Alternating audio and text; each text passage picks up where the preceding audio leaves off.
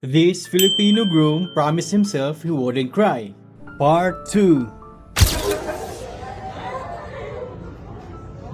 Mahirap po pala pag nandito na.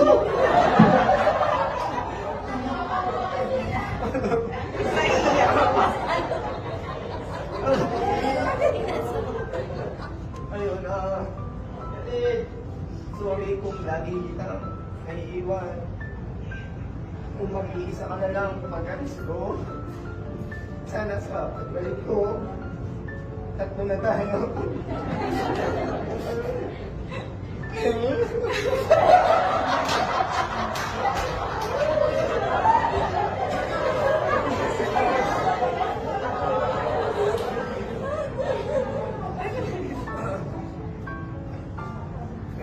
I love you. Pwede na po ba yun?